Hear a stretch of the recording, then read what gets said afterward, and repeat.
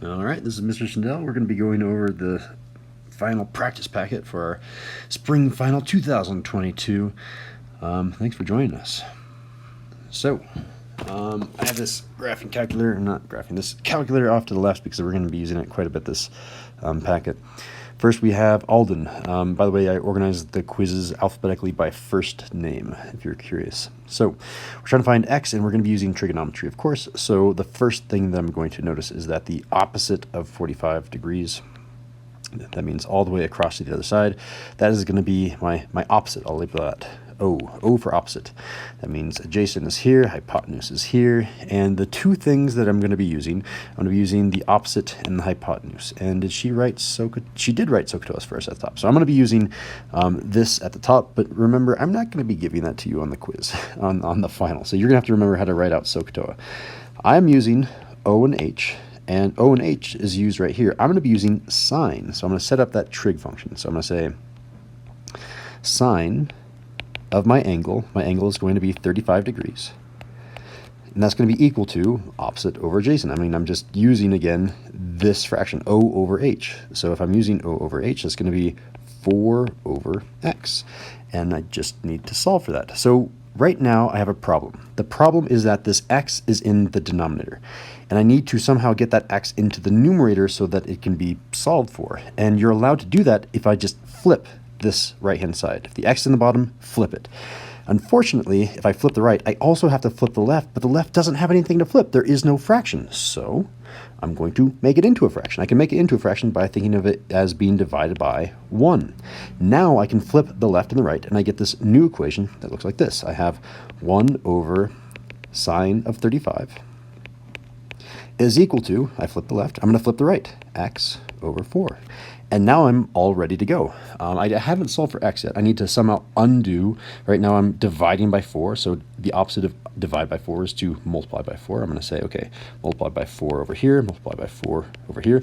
Remember, multiplying by 4 is the same thing as multiplying by 4 over 1. So really the 4 only goes on the top, not on the bottom, is what I'm trying to say here.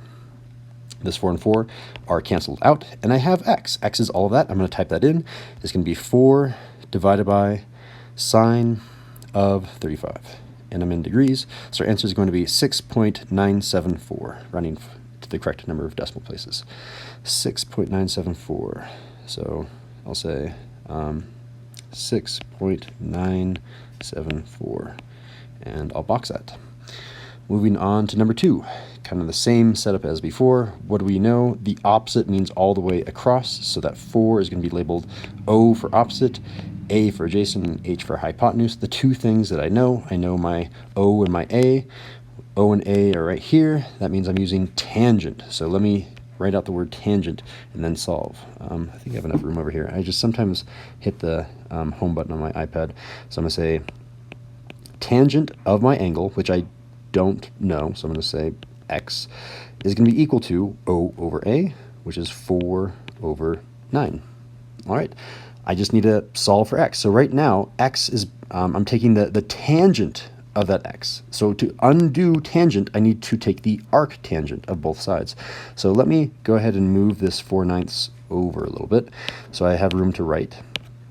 And I need to undo tangent by taking the arctangent, or this tangent to the negative 1 power. That's the same thing as the arctangent. If I take the arctangent of the left-hand side of the equal to sign, I must take the arctangent of the right-hand side of the equal to sign. So when I do that, those cancel out, leaving me with just x, and I just need to type this into my calculator exactly. So I'm going to come, hit enter, I'm going to say, okay, go to my functions, arctangent of 4/9. 4 divided by 9. And I get my answer, 23.962. 23.962, and that's in degrees. There's my final answer. Box your final answer always. On to number 3. Again, I'm going to start by labeling the triangles. First, I find my angle. There's my angle, and the thing opposite to it is going to be the opposite. The thing on the other side is the opposite. And then that means that my hypotenuse is the diagonal one, and my adjacent is right next to my angle. All right, so what letters am I using this time? I'm using an A and an H. O doesn't have anything associated with it. So an A and an H is, coming back up here, there's my A, there's my H. I must be using cosine. So let's write out our cosine fraction. So we have cosine of our angle. It's always cosine, it's always the trig of the angle, right? Cosine of 50 is going to be equal to A over H, which is x over 3. All right, again, you're only trying to get x by itself. So it's in the numerator, which is good. If it was in the denominator, I'd have to flip it. I don't have to flip it. All I need to do is undo divide by 3. Undoing divided by 3 is the same thing as multiplying both sides by 3, multiplying both sides by 3. Now, this 3 and 3 are going to cancel each other out, leaving me with just x, and our answer is this. I just type it into my calculator. So I come back over here, I type in 3 cosine of 50. And there's my answer, 1.928. So you can say x here is equal to 1.928. Final answer, and box it. Moving on to number 4. All right, this one is a little bit tricky. I really appreciate Alden putting this one on the quiz, because I get to put it on the final maybe. This entire length down here, we don't need the entire length. We only want to deal with a triangle. I mean, a right triangle. This whole triangle right here is not a right triangle, but this left-hand side is a right triangle. It has this right angle right here. So what she wanted you to do is to ignore the right-hand side and only focus on this left-hand side. And that means that this length right here is 3, and that's our first step. So I'm going to relabel this left-hand side right here is 3. And now I can kind of cross off the rest of this triangle. I'm not going to be using that. Okay, I'm still using the fact that that is 8, though. That was a terrible 8. Draw it slightly better. That is 8. All right, so now let's label. If I go to my angle, opposite of the angle, on the other side of my angle, my opposite is my O, and then that means that is my A and my H. So yet again, I have another case where I'm using O and A. That is TOA, that is T for tangent. So that means I have tangent of my angle in this case is X, I don't know it, is equal to, and then I'm going to give myself some room to write, and then it's going to be O divided by A. O is 3. I keep hitting the home button. What happened there? 3 is O, and then I divide that by A. A is 8. All right, I mean, I set it up, and you might be weirded out, like Mr. Sandell, like you missed some space right there. Why didn't you just move this to the left? I mean, I could have, but I know that I'm about to undo this tangent, because if I undo that tangent, I'm done. The way that we undo tangent is we take the arc tangent. So I'm going to take the arc tangent of the left-hand side, which means I also have to take the arc tangent of the right-hand side. And you know from before, arctangent and tangent cancel each other out, leaving you with just x. And I just have to type that in my calculator. I say arctangent of 3 divided by 8, and I get 20.556. So this is going to be 20.556. Final answer, and box it. I guess it's technically degrees, so I'll put a little degree symbol. And the last problem on Alden's quiz. Again, 2 different triangles, and you only really need 1.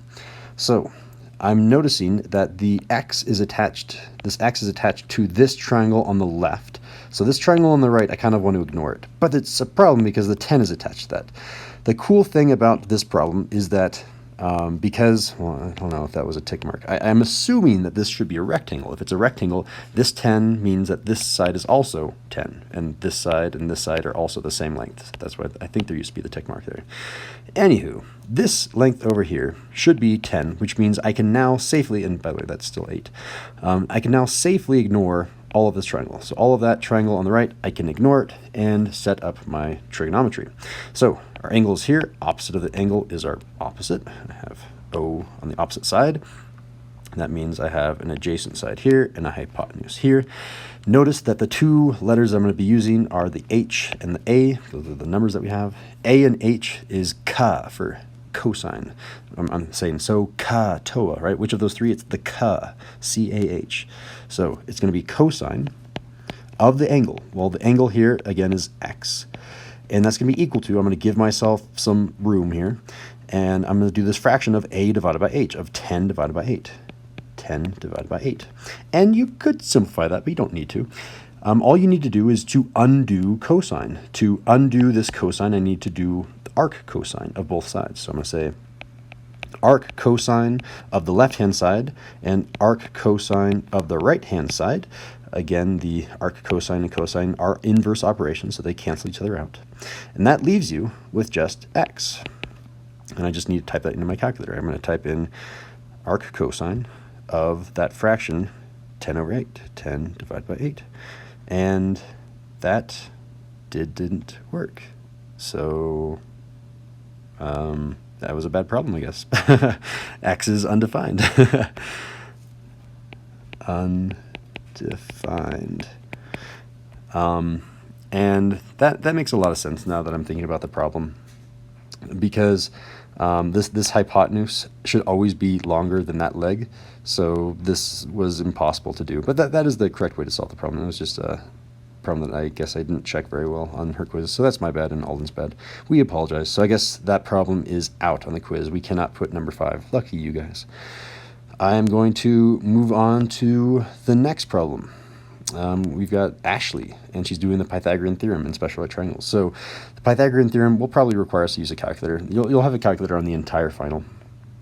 Find the value of x in the triangle, and luckily she gave us a Pythagorean triple, which just means this number and this number and this number, all nice integers. And this is one of the 3 that I'm expecting everyone to memorize, and what Ashley, I assumed, was expecting you guys to memorize.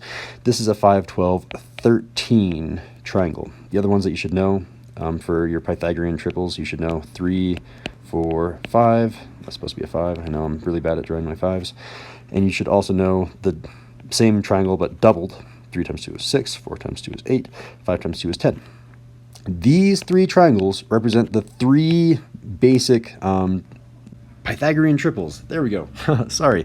If you just have those memorized, you might get one freebie on the final. But say you didn't know the Pythagorean triple, how would you do this the long way? Well, you'd have to use the Pythagorean theorem. The Pythagorean theorem, I think I have enough room to do it down here. The Pythagorean theorem basically states if I have legs of a and b, and I know the hypotenuse is always c, then a squared plus b squared has to be equal to c squared.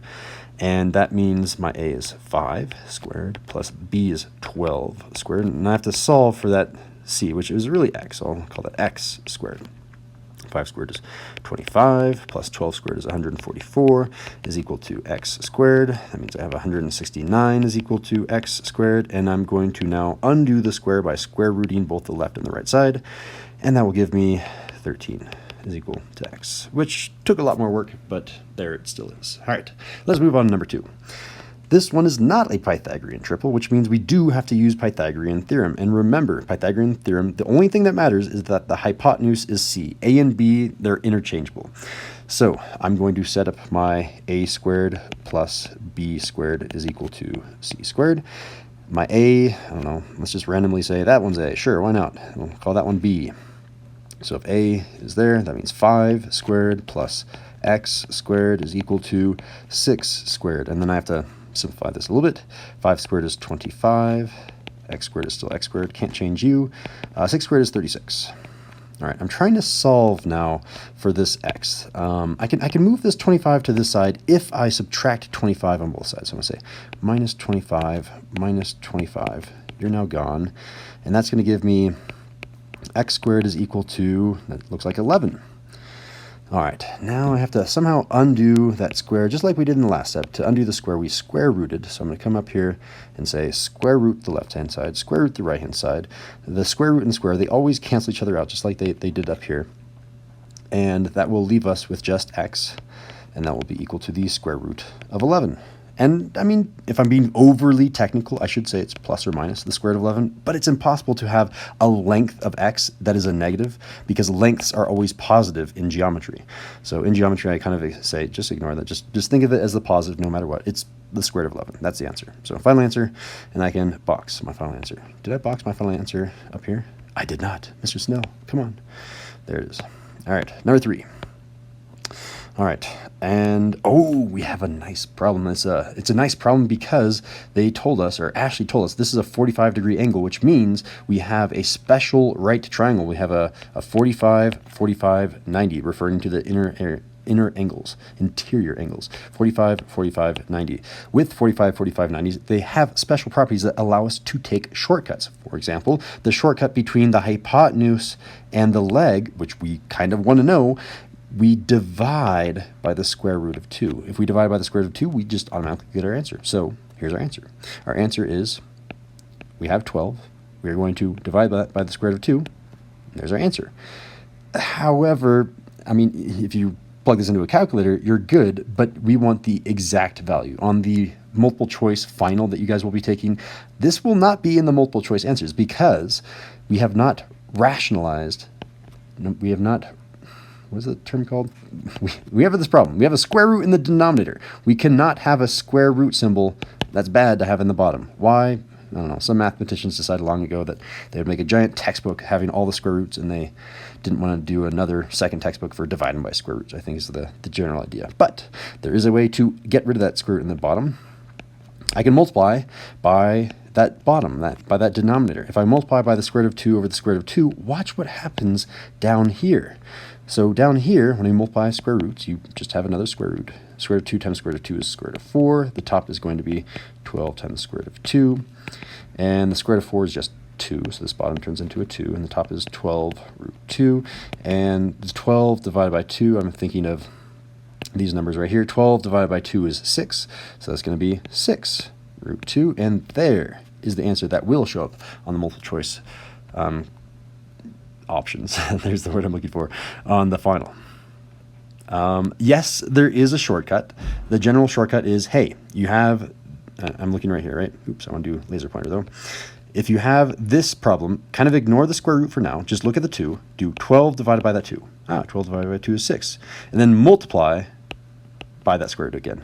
And you get 6 square root of 2. That will work every single time. And I'll show you again for a special right triangle that we have in the future problem, hopefully, on this final. All right, number 4 for Ashley's final, or Ashley's quiz, final quiz. I don't know what I'm calling this thing. Her quiz. Now I have a 30, 60, 90. Why? Because I know that this angle is 90. I know I should be using the laser pointer. I know this angle is 90. I know this angle is 30. 30 plus 60 plus 90 adds up to 108 degrees, so this must be a 60-degree angle. All right, so if we have a 30, 60, 90, our shortcut states that if I have a number down here and I want to move from here to here, I'm going to, and I'll draw an arrow. If I'm moving from here to here, our shortcut says you're going to multiply by the square root of 3. And if I'm trying to move from that the short leg to the hypotenuse, if I'm trying to move from here to here, I'm going to multiply by 2. No matter what, if I'm starting on the short leg down here, this short leg right here, that length is always going to be multiplied by something to get to these other 2 angles. The problem is we don't want to go this direction. We want to go the opposite direction. So do the opposite of times. You're going to divide.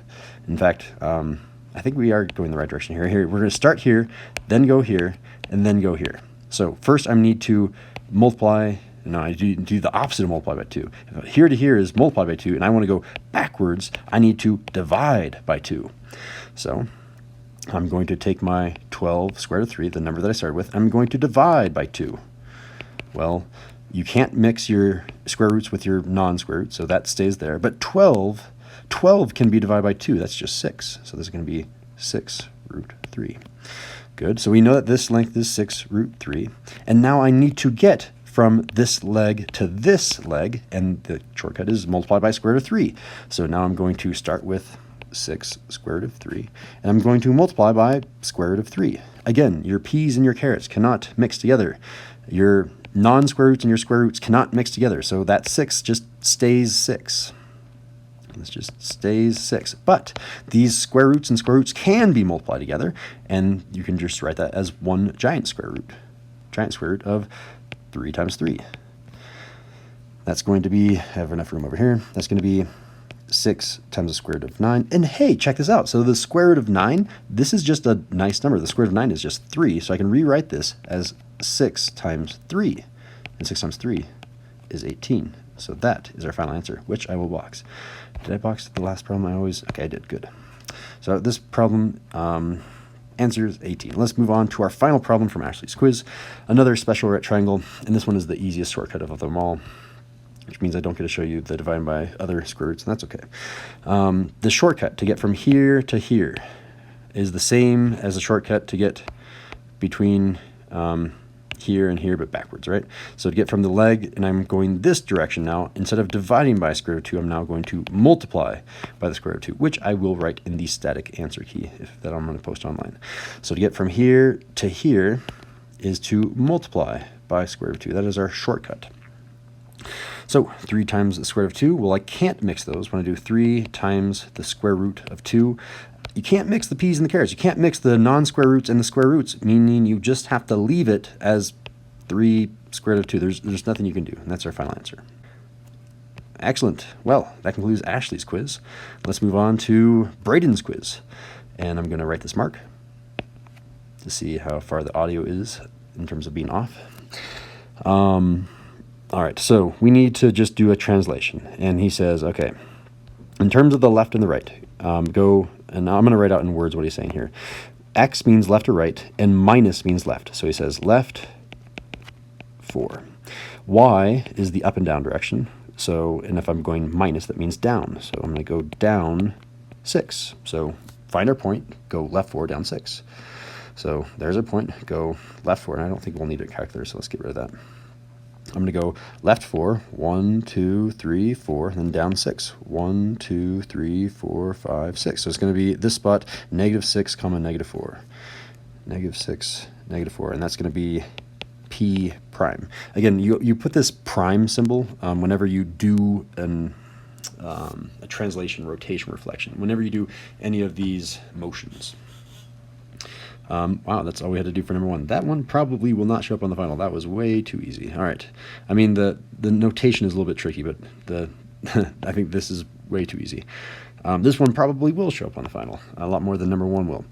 I don't know, it's still kind of straightforward. I don't know. 3 units left, 3 units down, but you have to do an entire triangle. So you just do every single point. That point, you go left 2, 3, and down 2, 3. So it's going to go 1, 2, 3 left, down 1, 2, 3. So our new point is -7, 0. So we had A, this is now A prime. Same thing with B. Going to go left, 1, 2, 3, go down 1, 2, 3. So that point right there is going to be B prime.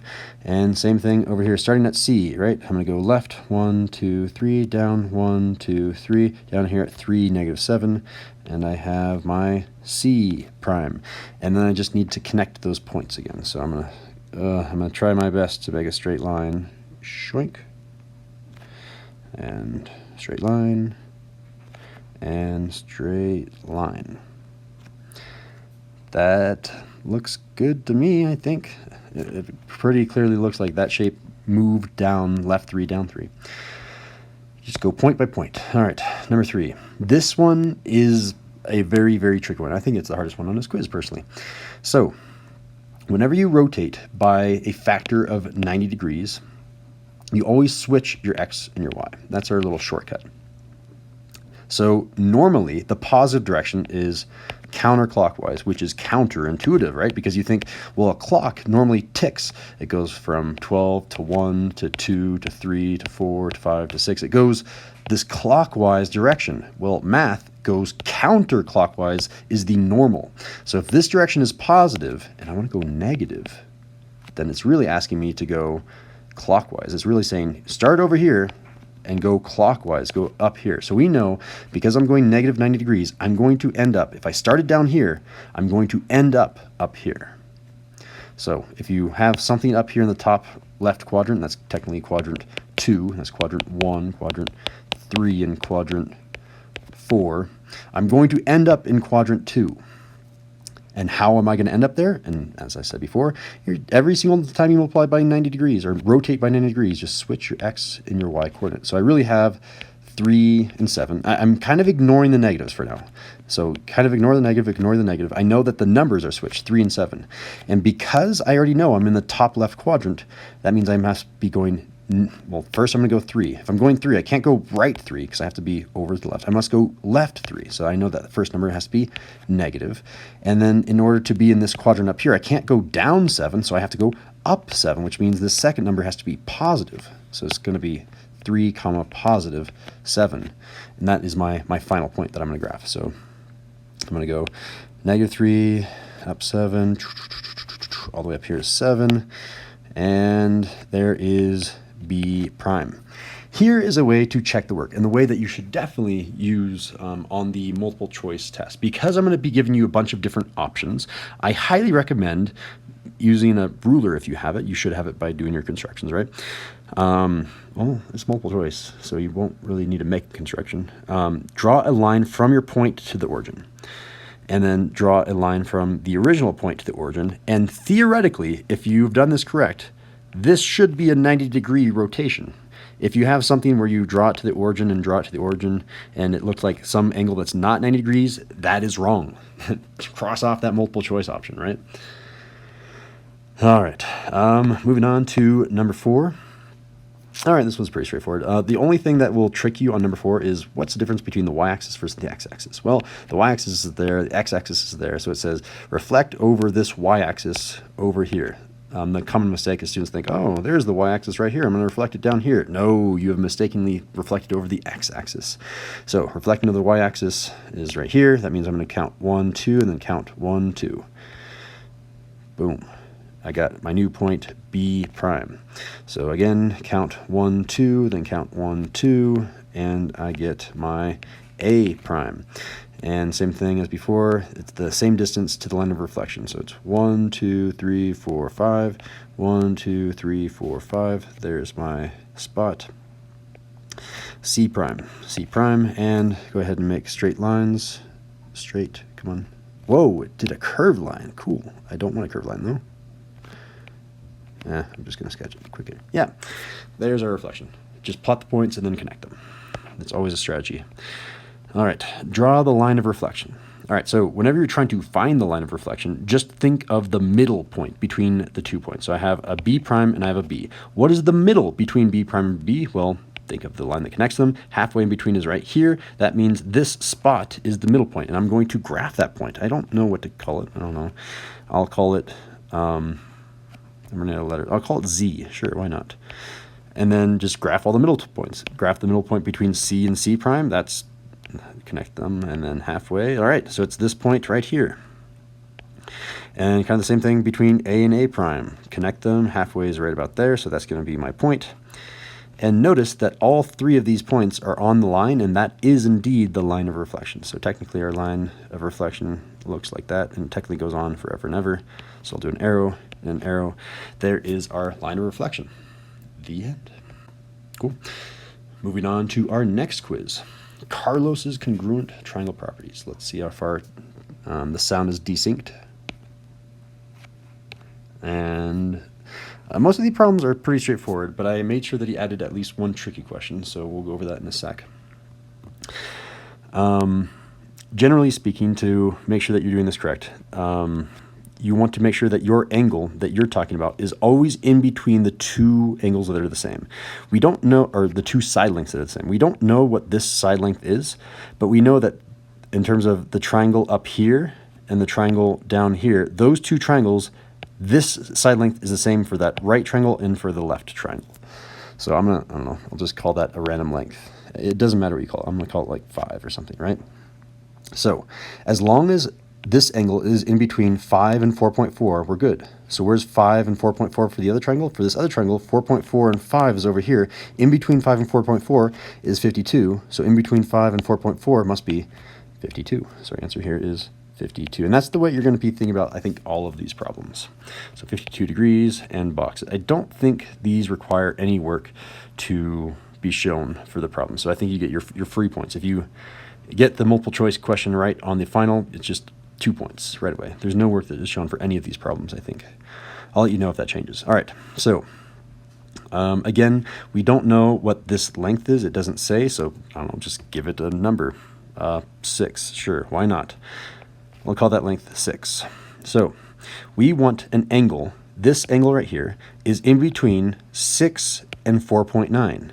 Well, where's an angle between 6 and 4.9? Between 6 and 4.9 down here, we're really asking, was that angle? And we don't have that angle, but this angle and this angle are the same. So is there any way to find that angle? And the answer is yes, because we know that if I add up any 3 interior angles in a triangle, they should add up to 180. So 31 degrees plus 111, ooh, that was a terrible one, 111 degrees plus some other angle, x degrees, should add up to 180 degrees. So let's, solve. I have 142 plus x is equal to 180. And if I subtract 142 on both sides, that means that x is going to be equal to 38. So that means that this angle down here is 38, and that angle is x, so our final answer is 38 degrees. Final answer. Will I take off points if you forget the degrees? No, not really, because it's going to be a multiple choice answer. They will be there automatically. All right, on to number 3. We are after this angle over here, and we can tell that these two angles are actually, or these two triangles are congruent, but the way you do that is a little bit tricky. I'm not going to go over it, but the general idea is we have a side length and a side length that are the same. We have an angle and an angle that are the same because they're vertical angles. And then we have a side length and a side length that are the same. So by side, angle, side, those two triangles are congruent, meaning that these two lengths right here and here are also congruent. And the full technical word for that is congruent parts of congruent triangles are, how do you say it? Corresponding parts of congruent triangles are congruent. That's the full mouthful, but it's a fancy way of saying that length and that length are the same. So I'll call that 3. That length and that length are 3. So for this problem, we want to say, we want the angle, this angle, we want an angle between 3 and 5.1. Well, between 3 and 5.1 is this angle right here, which again, we don't have. So I need to somehow solve for that. I'm going to call that x because they are the same x. That x and that x are the same. So I just have to solve for that x. I know that 32 plus 66 plus x, all three of those angles have to add up to 180 degrees. So it's going to be 98 plus x is equal to 180. Subtract 98, subtract 98, which is basically subtracting 100, right? That's basically 100. So if I do 180 minus 100, I basically get 80. But then I subtracted not enough, I subtracted too much. I subtracted 2 times too much, or 2 more than too much. So I needed to add 2 to it. So I'm going to go ahead and add 2 to it. I get 82. Oop, 82. And that means our x value is 82 degrees, which we will box. All right, moving on to the problem that I helped Carlos create, which is very, very tricky, I think. You might disagree. But we are trying to find this angle between 8 and 12. So what is an angle between 8 and 12? 8 and 12 is really this angle down here. I was hoping to trick people by putting that angle and that angle both on the top, which was very similar to the last problem, top and top, right? I don't know how many people we got with that, but you're really after this angle down here. But how do we find that? We only have one angle, and you have to use the fact that vertical angles are congruent. So this 39 is the same as that 39. You can say that is 39 as well. And then we can use the fact that 39 plus 64 plus this unknown angle, which I'm going to call x, because this x and this x are indeed the same thing because they're both in between 8 and 12, 8 and 12, right? That is x. All three of those must add up to 180 degrees. Don't really need the degrees there. All right, so adding these together, what have we got? This is going to be 103 plus x is equal to 180. Just double checking my math really quickly. That looks good. All right, I'm going to subtract 103 from both sides. Minus 103, minus 103. And that will leave us with just x is equal to 97. Why did I say 97? It's 77. 77. There we go. That looks right. And there's our final answer. I'll put the degree symbol to be formal about it. The end. All right. Number 5. What is the value of x in the figure shown below? So again, kind of for similar reasons, this length CB and this length ED are the same length. So just call them some number. I'm not sure. 4 and 4.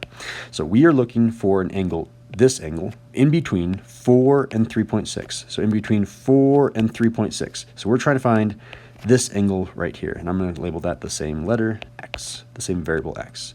This x and this x are the same. So once we find this x, we're done. This plus this plus this, all three of those interior angles sum to 180 degrees. X plus 118 plus 30 all add up to 180 degrees. That means x plus 148 is equal to 180. I'm going to subtract 148 from both sides. And that is going to be, x is equal to, what is that going to be? 32? Yeah, 32. 32 degrees. Final answer, and box it. All right, thank you. That was Carlos's quiz. Let's mark the time to see how far the audio is desynced. And we're on to Chloe's quiz. So there was a mistake on this quiz. I remember her saying on the board that this length should be 5. She accidentally erased it when she was fixing the problem. I think that was the only thing that we needed to fix. Right, Chloe? I hope so. All right. Anyway, let's go ahead and move on and see if we can solve these. These are going to require a calculator. So let me go ahead and pull up our calculator. Come down here, calculator, change you to split screen with you. I don't need that much room though. Good. All right. Zooming out. What do we got? So we're trying to find this length AB, and I think the most confusing part about Chloe's quiz for most students, from what I saw, was that some people didn't know they're trying to find like this part, right? If I can find this arc length, then I'm good. She even pointed an arrow to like the part that you're trying to find, not this one, but this one.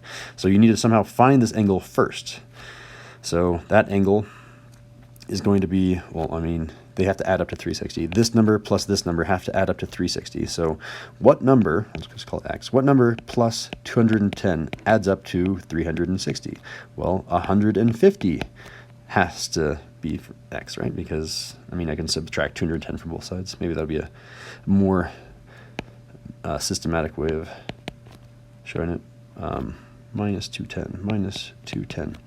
Yes, x is indeed equal to 150 degrees. So 150 degrees goes right here. And the general idea behind every single one of Chloe's problems is fraction times area. Are we doing arc length? No. Fraction times circumference. Circumference equals, I don't know, arc length, I guess. I'm just going to say fraction times circumference. It's either going to be fraction times circumference or it's going to be fraction times area. And she's assuming that you know the formulas for area and circumference, of course, because she didn't give those to you on the quiz. So what is our fraction? Our fraction is always going to be this interior angle. So our interior angle is 150 divided by the total angle. It's partial divided by total. So the partial is 150 divided by the total, which is 360. There is the fraction. And we're going to multiply by the circumference. That was a terrible multiplication. I'm going to do a little dot. Times circumference. So circumference is 2 pi r. So I'm going to put an r right there. What is our r? Our radius here, and she told us our radius right here is 9. So that 9 is going to go in here, and I will actually write that down. Maybe in red, sure. 9. Cool, and that will be the answer. So how do we do this? Well, I can simplify 150 divided by 360. Does it? I think we can just use a calculator because we will have a calculator for the entire final, so I will let you have a calculator. Let's see, 150 divided by 360. 360, Mr. Snell, come on, 360. And if you ever get this on the calculator, if you're using Desmos, there's this button, that little box over box, this button that I'm tapping on that's changing between black and white. It will make it so that it changes into a fraction, which is just 5/12. It'll simplify your fraction for you. So this is going to be 5/12 times 2 times 9. Again, I'm doing laser pointer. 2 times 9 is 18. So times 18 pi. And I'm going to leave that 18 off to the side. So I'm going to just put the pi off to the side. So this is really 15 over 2. This is going to be 15 over 2 pi. And there's our final answer. And you can treat that as a decimal. You can say that's 7.5 pi. Because again, if I change that back to a decimal, 7.5 pi. Both of those answers are acceptable. Which one will I give on the final? I guess you'll have to find out. I might give you a fraction. I might give you a decimal. You should be comfortable with both.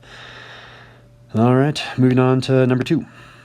Find the arc length of AB. So what we're trying to find is this length.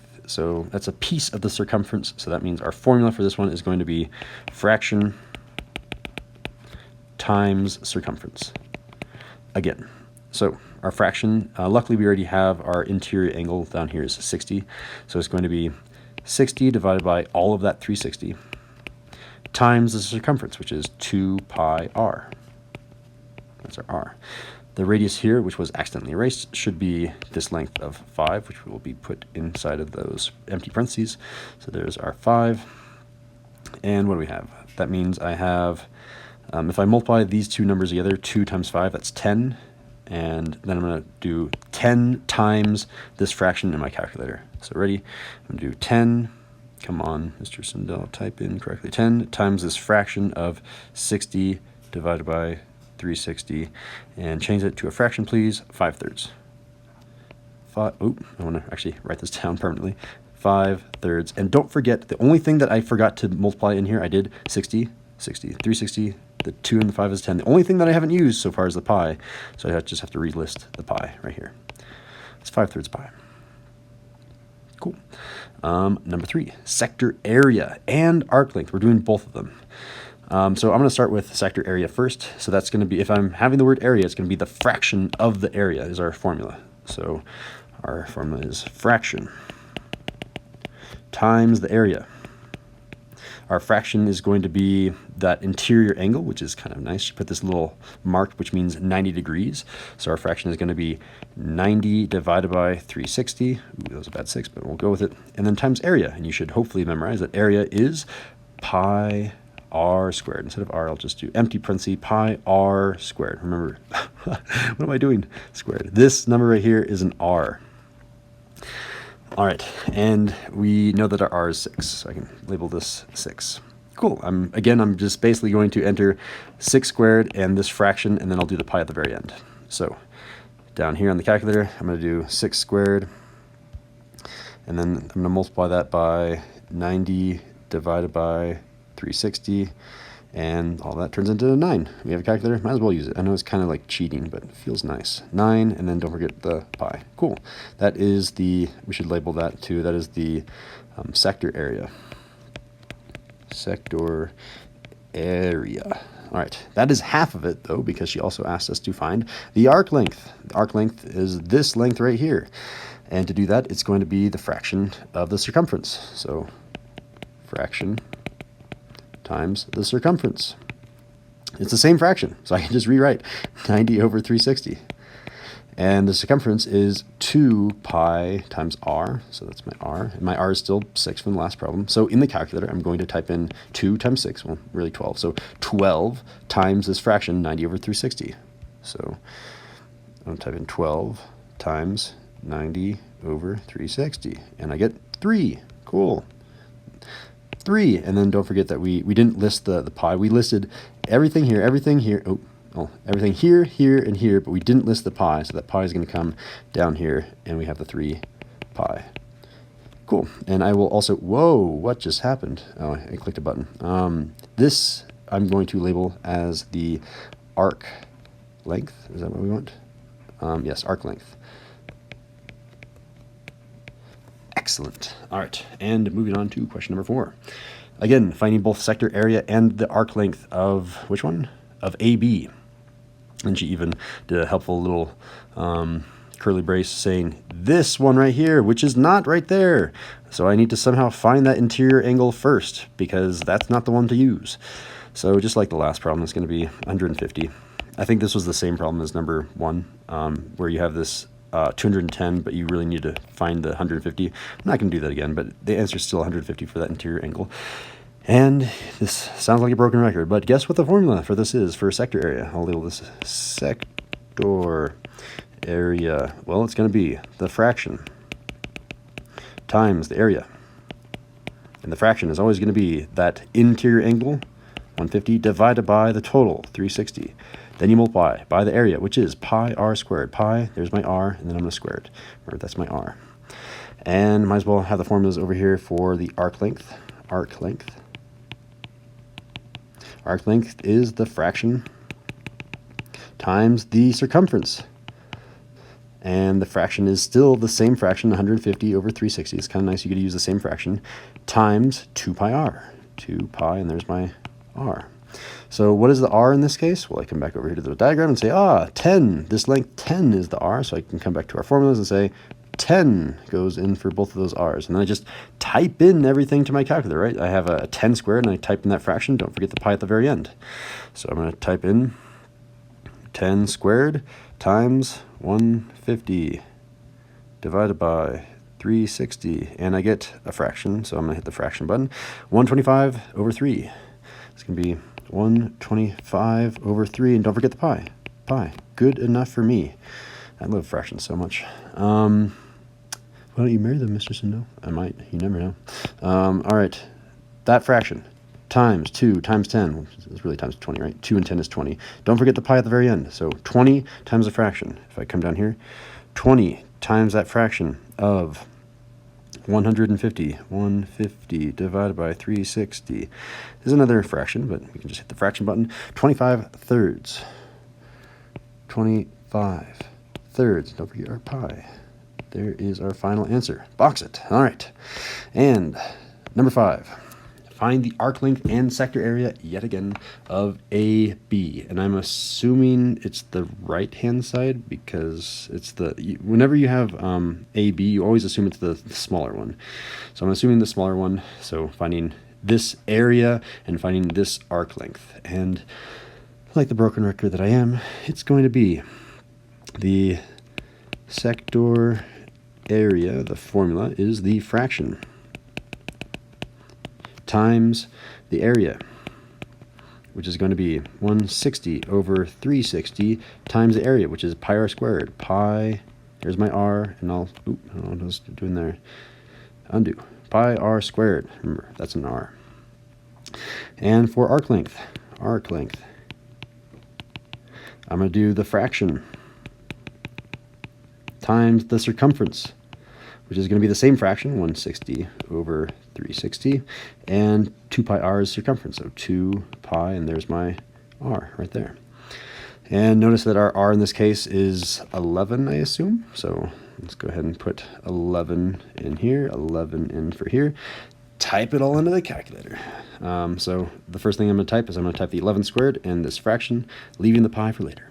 Always leave your pi for later. I feel like there's some sort of story that we could tell about that. So let's do 11 squared times 160 divided by 360. Okay, it's a gross decimal, so make it a fraction. There it is. Just write it down. We got 484 ninths. Don't forget our pi. There's our sector area. What about our next one? Our next one is going to be, I'm just going to type in 2 times 11 is 22. So I'm going to type in 22 times that fraction, leaving the pi for later. So 22 times, and then it's going to be 160 divided by 360. Gross fraction, hit the fraction button, boink, 88 over 9. Very nice. So I have 88 over 9. We save the pi for later. There's our pi. And that is all of Chloe's quiz. Zooming out. We are on to Diego's graphing circles. Don't think we'll need a calculator for that one, so calculator go away. Let's go ahead and mark to see the audio desync. And then we go. All right, so that first one is a trick question, and I love it because I should have put it on my quiz. The general idea here is I can rewrite this formula, this equation, like this. X plus 1 quantity squared plus y plus 0 quantity squared is equal to, I guess I can rewrite that as like 9 squared. You don't really have to, but I think it is easier.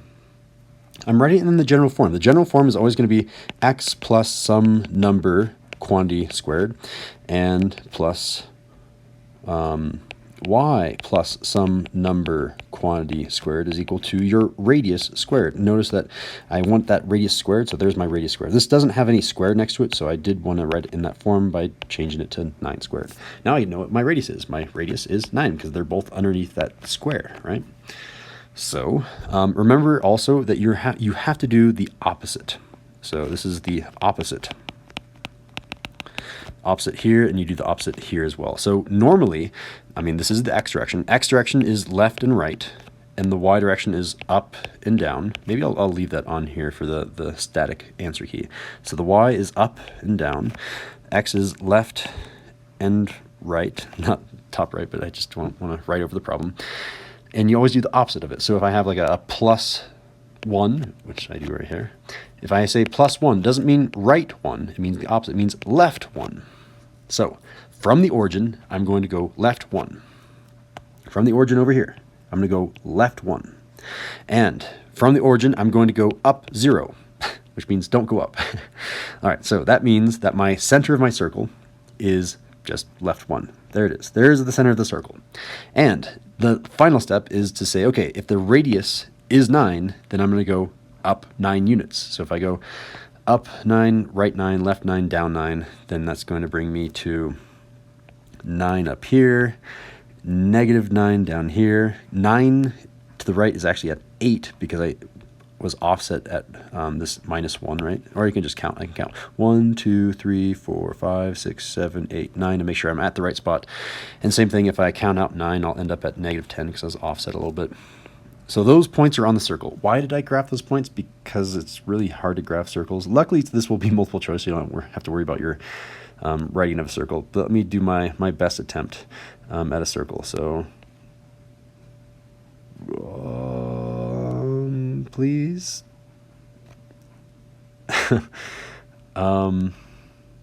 That's interesting. So that is a perfect circle because I use technology. But I think the coordinate plane that Diego found, and you can kind of see if you really zoom into these squares, they look like rectangles instead of squares. It looks like this graph was stretched. They don't look like a perfect square, right? It looks like this length is way too far compared to this length. I don't know. Maybe that's just me seeing things, but technically I should have a circle that goes through those. So I'll sketch the circle then. So that circle comes up right there, down right there, down right there, up right there. Cool. There's the answer. Next one. Number 2. Kind of the same thing. I'm going to go a little bit faster now. This means go, instead of left 1, it goes right 1. It's the opposite. Right 1. And instead of going up 8, you go down 8. And you have to rewrite this one. This is really 2 squared. You have to write it underneath a square, right? So 2 squared is the same thing as 4. There's another shortcut that I sometimes teach. I always say the radius is always the square root of that number. The radius is always the square root of that number. That also works. The square root of 81 is 9, therefore the radius was 9. The square root of 4 is 2. That's why we got a 2 right there, right? So that means, I'll write down, the radius is 2 in this case. All right, so from the origin, I'm going to go right 1, down 8. So from the origin, go right 2, boom, boom, down 8, boom, right there. All right, right 2, down 8. So I have the center of my circle. And now I'm going to use the fact that the radius is 2 to come and put a point here, here, here, here, etc., right? So I'm going to go 2 up, 2 right, 2 down, 2 left. And, oh, that's 3 left, Mr. Snell. I can count. There we go. I went down 3 again. Oh, my God. I'm really going too fast, aren't I? All right. Those are my points, and I try to make my best attempt at a circle. I'm so sorry. I'm not very good at circles. Good enough. All right. There's my circle. Number 3. Again, another trick question. Diego, given a bunch of these. This means go right 2, and this means go up 0. And if I square root this number, this turns into the radius is 7. All right, so right 2, up 0. Right 2, up 0 means I'm right here. And the radius is 7, so if I count up 7, I go up to 7, and that's going to be that spot right there. Up 7, down 7, right 7, left 7. Cool, we got all of our points. And do your best attempt at a circle, Mr. Sindel. I got this. Oh my God, I don't got this. All right. Please. All right. I could do better, but whatever. Won't call it good. The next 2 questions are just converting between degrees and radians.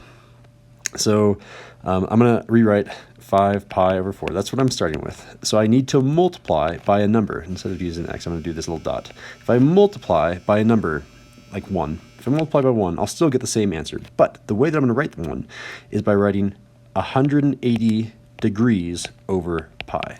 Generally speaking, if you want to convert 2 degrees, then I'm going to multiply by this number. Check out what happens. First of all, the pi's and the pi's are going to cancel out because I have 1 in the numerator, 1 in the denominator. And then I'm ready to go. So really, here, let me get my pen. I'm going to cross these out, leave them there in the static answer key, and say, in here, I have 5 times 180. Why do I do the x? I should do the dot so people don't get confused. We're in algebra, so x's actually mean variables now. 5 times 180 degrees, all over 4. Cool, that is the answer, and you don't have to do this by hand, guys. I said that we have a calculator, so let's go ahead and just, pull up our calculator, please. Please? Is it not letting me touch the button? Okay, there we go. I guess the calculator wants to be on the right-hand side now. Probably because I started with this application. All right, so what is 5 times 180 divided by 4? 225. There we go. So this answer is going to be 225 degrees. And I mean, I could have done that just by memorizing where 5 pi over 4 was, but I need to show the whole method, how to get here, right? Same thing for number 5. Diego, I'm realizing I didn't really look too closely when you were doing your quiz because both of those are already memorized. I wanted you to do one that people did not memorize, but I guess if they memorize it, they get to go a little bit faster. How do you do this the long way? The shortcut way is just to memorize that this is 11 pi over 6. But the longer way of doing this is to start with 330 degrees, which is technically 330 degrees over 1. And then instead of multiplying by this 180 degrees over pi, I flip this. I take the reciprocal and I rewrite this down here as pi over 180 degrees. Notice that our units, degrees and degrees here, cancel each other out. So we'll write that with a different color pen. Those are crossed off. And now I'm left with this new fraction, which is 330 pi over 180. So again, the way that we use a calculator with pi is you save the pi for later and you just type in this fraction. What is 330 divided by 180? So 330 divided by 180 is a gross decimal turned into a fraction. Oh, it's 11 over 6. So come back over here. Say this is 11 over 6 pi. We save the pi for later, right? There's our final answer. And I know there are probably some people asking, well, isn't that the same thing as 11 pi over 6? Why'd you put the pi off to the right? Well, I mean, they're both the same thing. Technically, it's pi over 1, and I multiply the tops and the bottoms together. So both of those are correct answers. I could box that one too. Do whatever. Luckily for you, Diego chose nice numbers. So if you just memorized your unit circle really well with both degrees and radians, number 4 and 5 will be really easy. All right.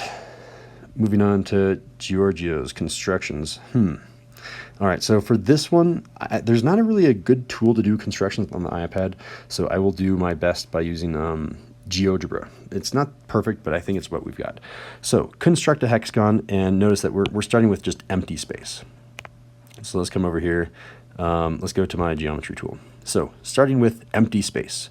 And I'm only going to be using a compass and lines. So with empty space, I'm just going to start with a circle. All right, you can draw any size circle. It doesn't matter what you want to do.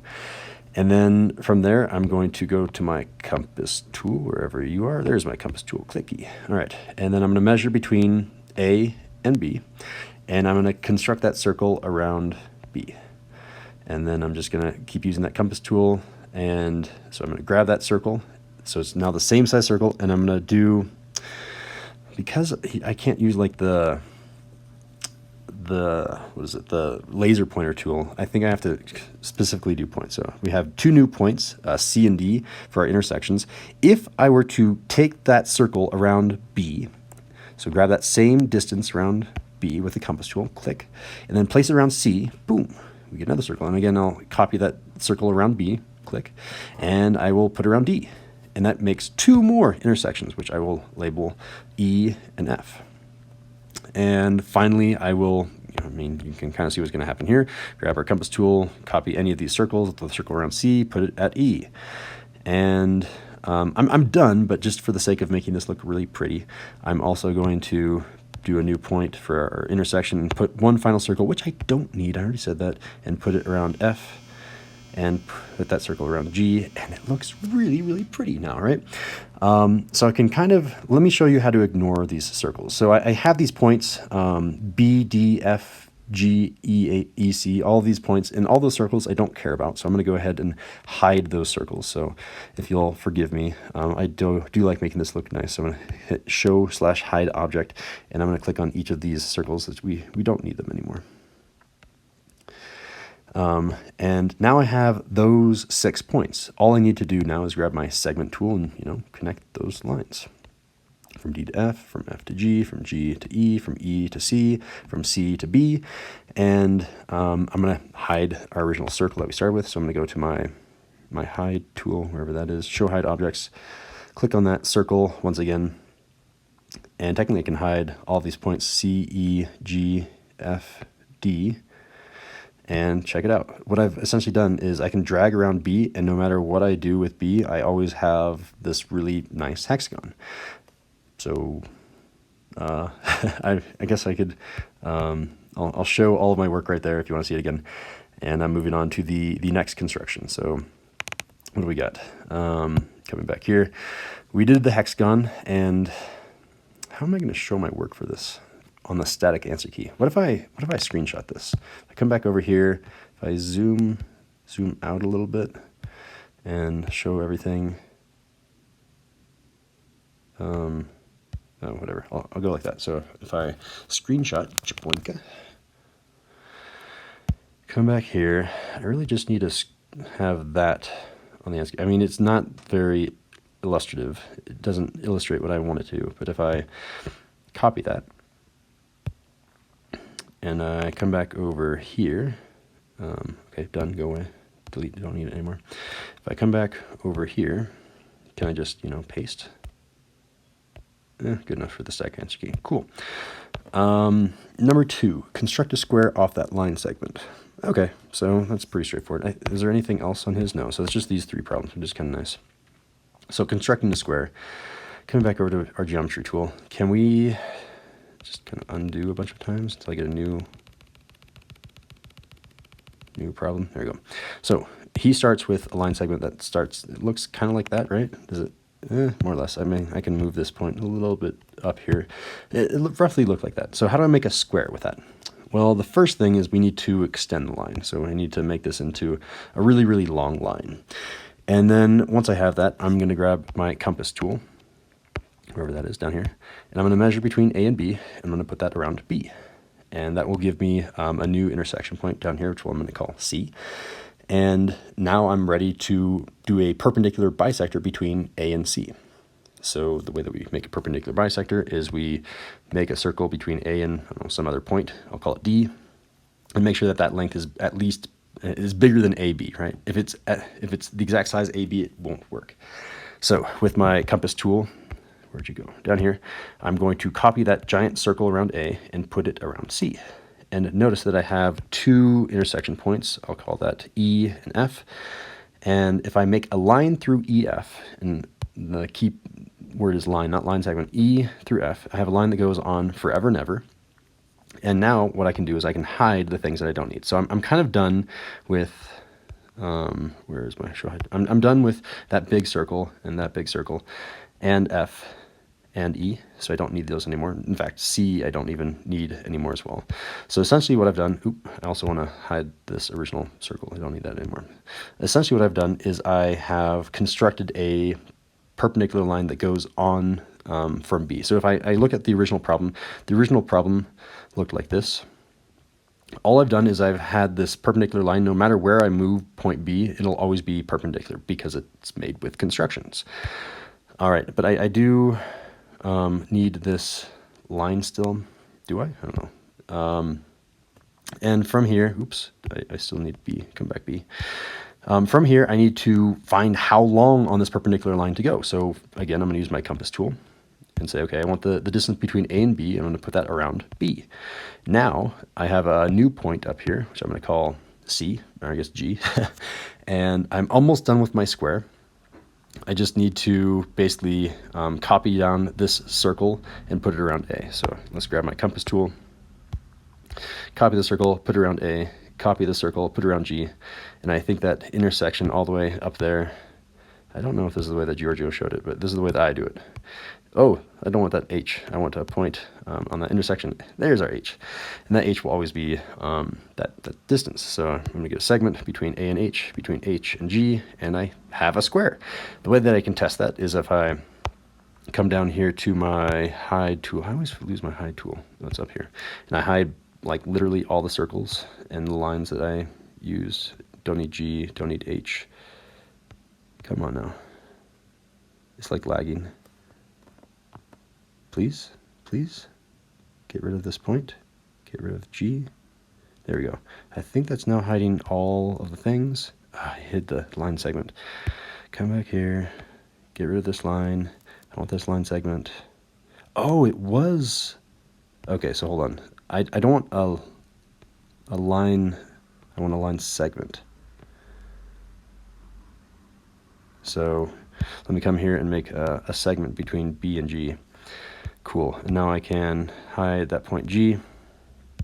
And look at what I've done. I have this square that no matter how big or small I drag B, I can drag either of these points around, and no matter what, I have a square. So I think that was roughly the original angle. If I zoom out a little bit so I can see everything and screenshot that. Doesn't look very nice, but whatever. Wait for the show/hide object tool to go away. Screenshot.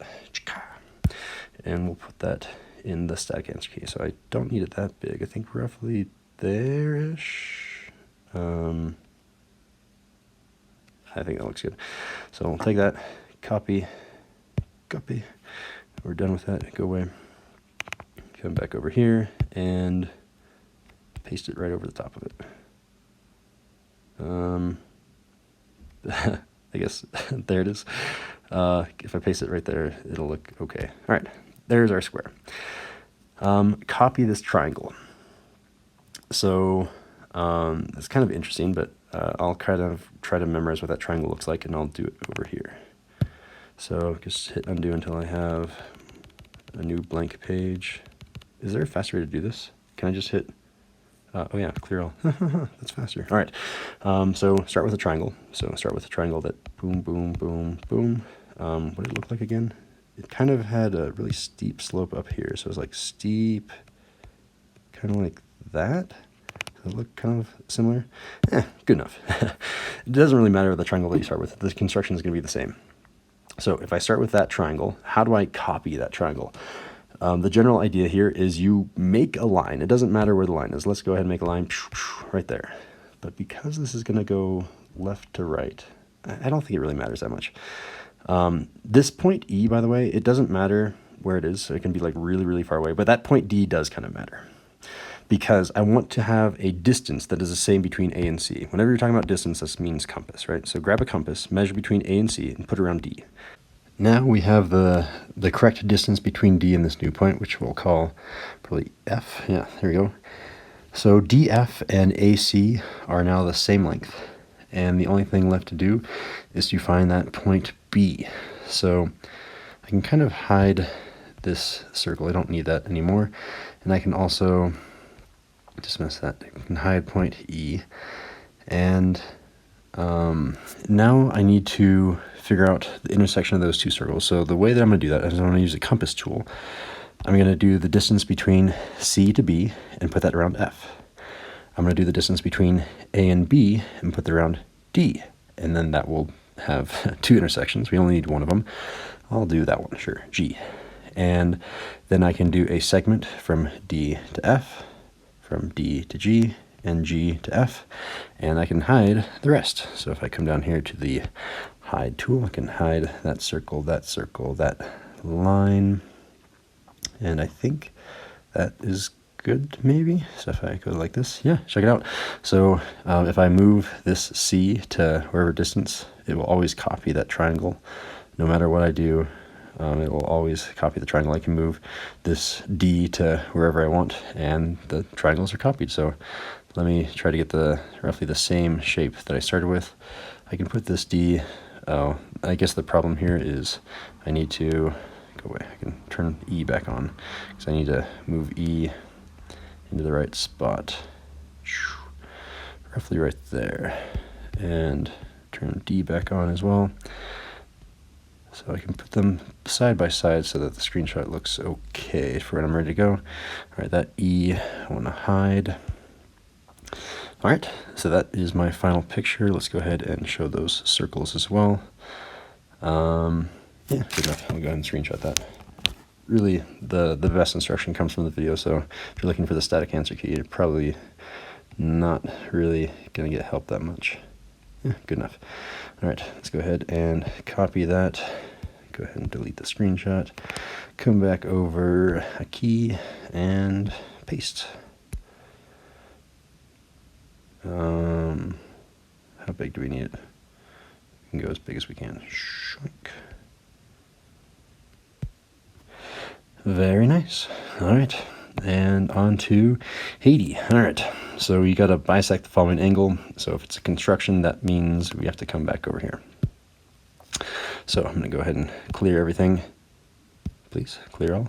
There you go.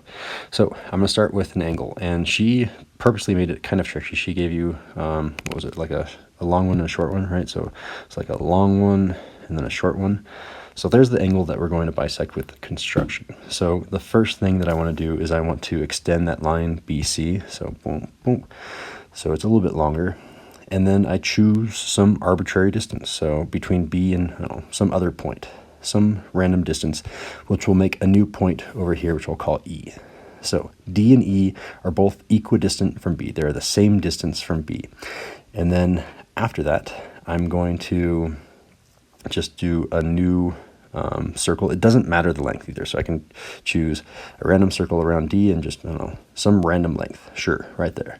As long as I use my compass tool to copy that circle around D and put it around E, as long as those two circles are the same, then I'm good to go. I have a new intersection up here, sure, G, and I just need technically it's a ray that goes from B through G, and that's our construction. So I can hide all the things that we didn't need. I like hiding things because it's really nice to show at the very end. We don't need G, we don't need those circles, F. D, I think, was the original thing that was on the line. That circle, that E, and I think that is everything. So let's go here. Yeah, check that out. So no matter how I drag C, this will always bisect the angle. Doesn't matter how, okay. That will turn off because the construction sometimes is too small. But yeah, there's the construction. Let's go ahead and screenshot that. So, screenshot. Throw that in there for the static answer key. Right about there, right about, there. Oh, get rid of that bar, I guess. Yeah, sure, good enough. So we'll send that to copy. We'll come back over, please. Oh, I have to hit done. Done, delete. Then I can go like this, haha. And paste. I can make it a little bit bigger than that. Yeah, good enough. And we're on to number 2. Copy the angle onto the provided line. So I'm going to give myself a line segment and an angle. So coming back over here, we'll go ahead and start again from nothing.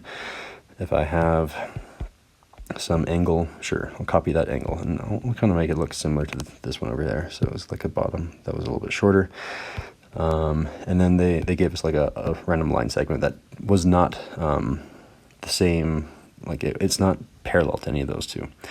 So the way that we copy an angle, the first thing that I want to do is I want to extend our line so that we don't run out of room.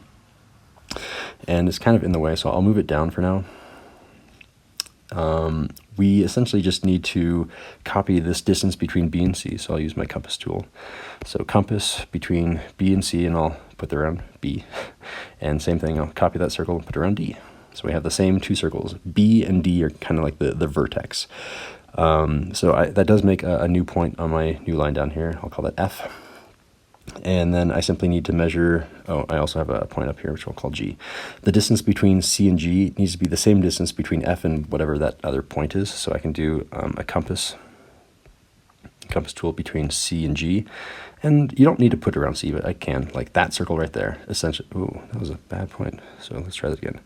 So if I do compass between C and G and put it around C, there it goes. It goes through G, right? So that circle, essentially, I'm copying onto F. I don't need that one, though, so I'm going to get rid of it. I don't want to confuse people. So compass between C and G and put that around F. And now that new intersection up there, which I'm going to call H, I'm thinking that H. If I do a ray here, it might be just a, yeah, I think a ray is fine. So let me come down here to ray between D and H. That angle is now copied. And I can tell that because if I turn off all the things I don't need, so if I come down here to hide these lines, hide those circles, hide point H, point G, hide F. I think that's everything that I added that was brand new. Yeah, check this out. So no matter how I drag E, however I drag D, it doesn't matter. They'll always copy the angle. If I change A by making it smaller, the angle gets copied. So that's how to tell that the I copied this correctly. So I'll come back over here. For the screenshot, I want these points to be kind of like that. Good enough. So screenshot you. Screenshot. Go edit this just a little bit, like right there.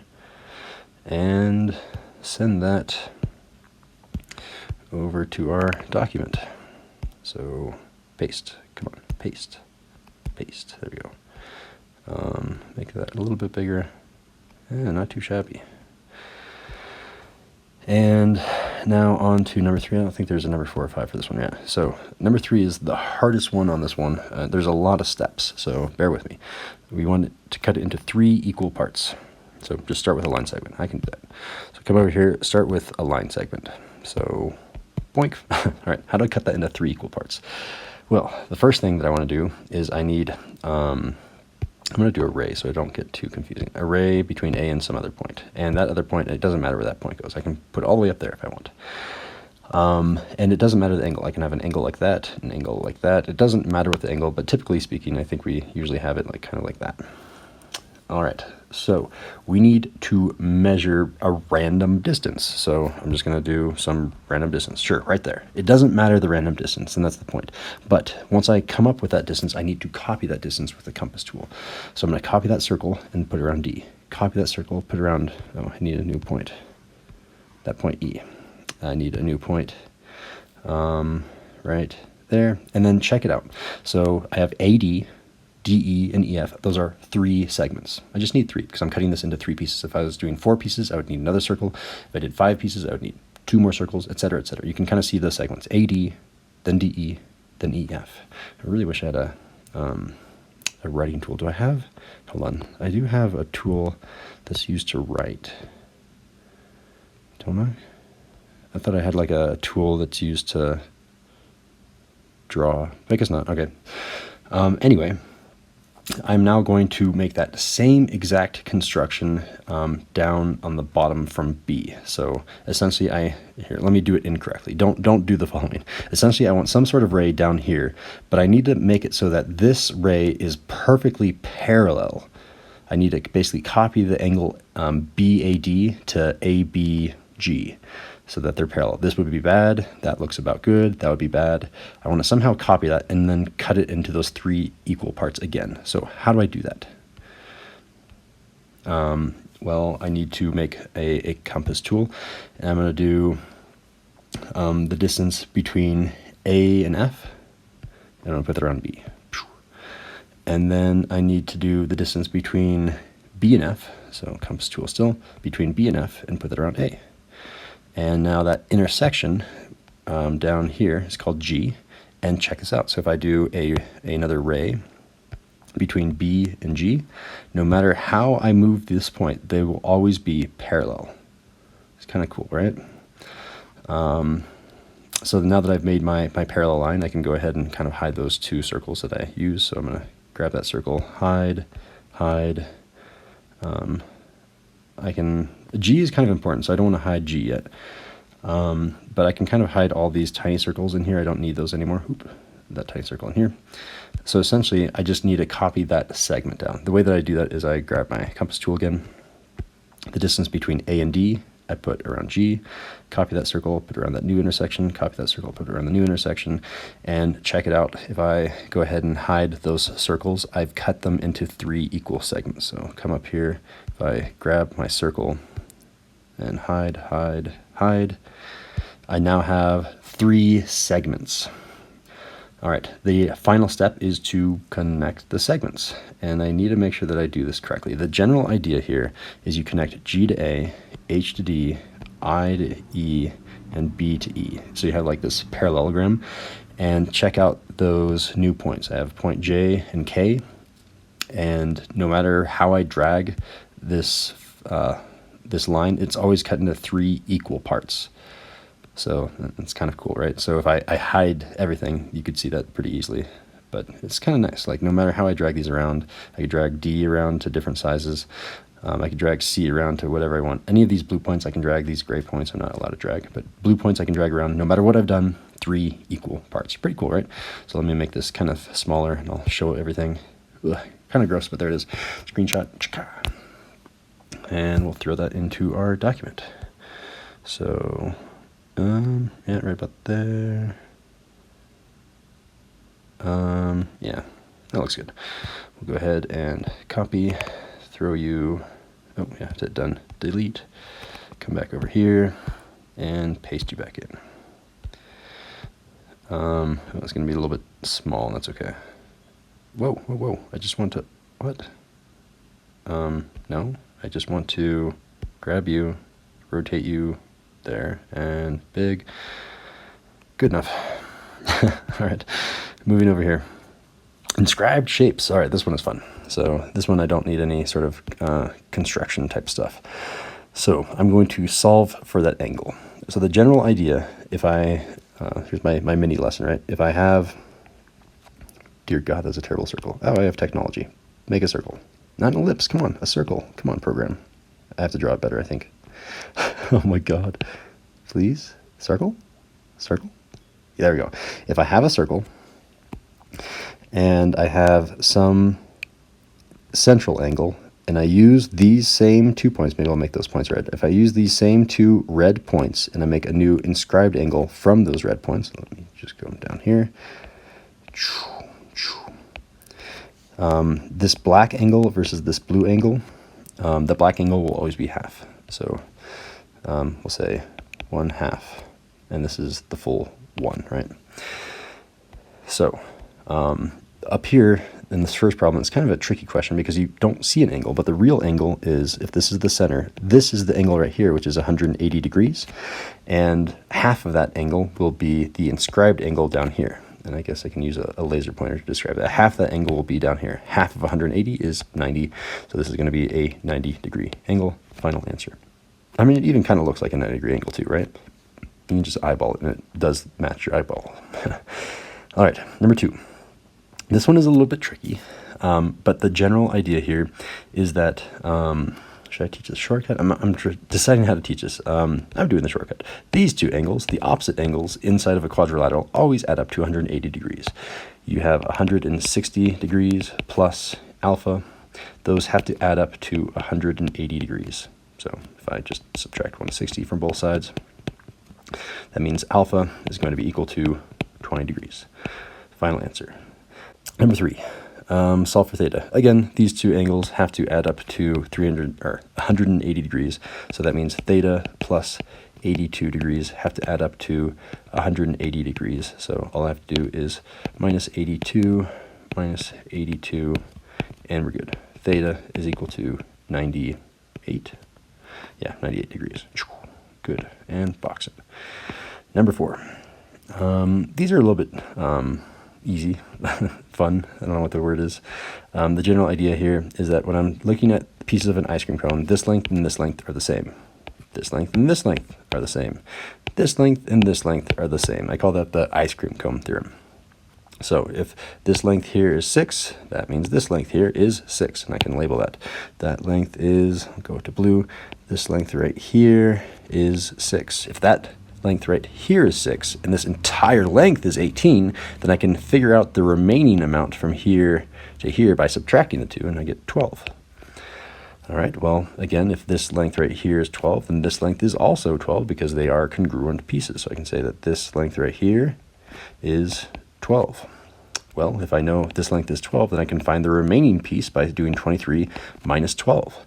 And 23 minus 12 is 11. So I can say that that length is 11. I guess this is not really drawn to scale though, is it? And that length is 11. Then this length over here must also be 11. And then I just add up all the numbers, right?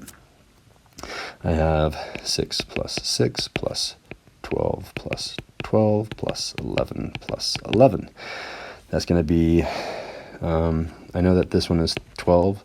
12 times 3 is 36. So I have 36 plus 22. Those two came to 22, right? And that's going to be 58. Final answer, 58. And finally, this problem down here, I think there are no instructions, but I assume we have to find the question mark, and I'm also assuming that this line down here is tangent, although I feel like it should be drawn up like that instead, but whatever. We're going to assume some things in order to solve this problem. We're going to assume that this is a tangent line, which means if it is a tangent, then this can be a right angle, and if that is a right angle, then we can do some more math. It's kind of unclear if this 8 is referring to all of this segment or just a piece of it. I'm going to assume it applies to all of this, just if it's drawn to scale, right? 8 can't be bigger than 5. So let's say that that length is 4 and that length is 5. Still not quite drawn to scale, but let's go ahead and make that assumption. So I'm going to say this length right here is 4. And then I have a 4, 5 blank triangle. So let me redraw what I have. I have this triangle where it's a right angle. I have a 4, 5, and this angle, this length, which I'll call x. To solve for that whole length, again, I'm not solving for just this tiny bit, I'm solving for the entire length. To get that entire length, I'm going to use the Pythagorean theorem, a squared plus b squared is equal to c squared. So I'm going to have 4 squared plus 5 squared is equal to x squared. It's going to be 16 plus 25 is equal to x squared. 16 plus 25, that can be simplified to 41 is equal to x squared. And then I can square root both sides to undo the square root to get rid of the square, leaving us with just x is the square root of 41. All right, so that entire length is 41. I can label that. This entire length here is the square root of 41. And the problem is I need to subtract a bit of it. And remember that this radius is 4, which means that this distance right here is also radius is 4, which means I need to subtract 4. So I had the square root of 41, and then you subtract 4. There is our answer. And that was number 5. Cool. That means we're on to the next question. Got to figure out what the time sync is. All right, so this is Paulina's quiz. So she's doing dilations. And this one is a tricky problem because they give us the dilated shape. This shape has already gone through a dilation.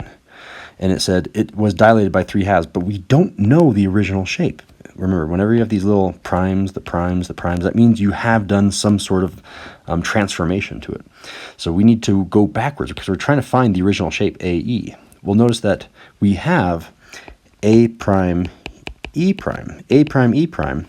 This is going to be, well, count the squares, right? 1, 2, 3, 4, 5, 6. There's 6 squares, so this length is 6. And we had to, the general formula here is old times scale factor. That's all one number. Old times scale factor equals the new.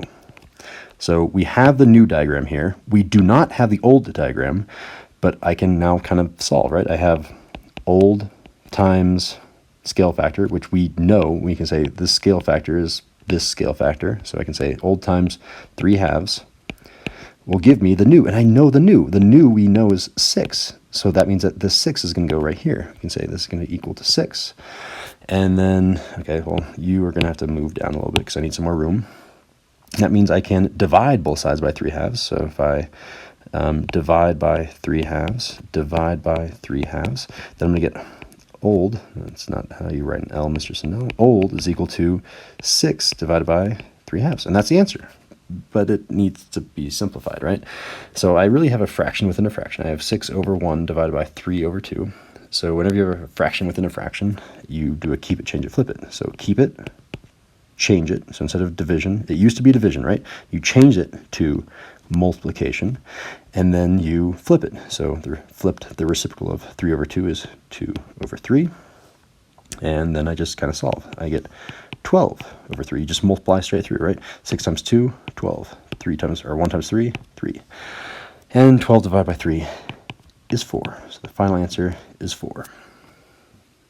Moving on to number 2. All right, so we're asked to find A prime, E prime, that length of the nu. And I will label this one. This one is the nu because it has the primes. And this one up here is the old. We know it's the old because it doesn't have any primes on the letters. All right, so again, it's that same formula. Old times scale factor is going to be equal to the nu. And, I didn't mean to hit the home button. That's my bad. We know the old length because A prime, E prime used to be AE. It used to be this length right here, which used to be 1, 2. So I can say the old used to be this old right here. Used to be just AE, and that used to be a length of 2. So 2 times the scale factor. And, hey, the scale factor is 5 halves, which is going to go right here. So 2 times 5 halves is going to be equal to the new shape. And instead of saying new shape, I'll say A prime, E prime. God, I keep hitting that home button. I feel it with my pinky. I apologize. So I need that little line up above here. And now I just need to multiply. So this isn't a fraction, but it is being multiplied by a fraction. And I like fractions over fraction, or fractions times fractions. So this is really going to be 2 over 1.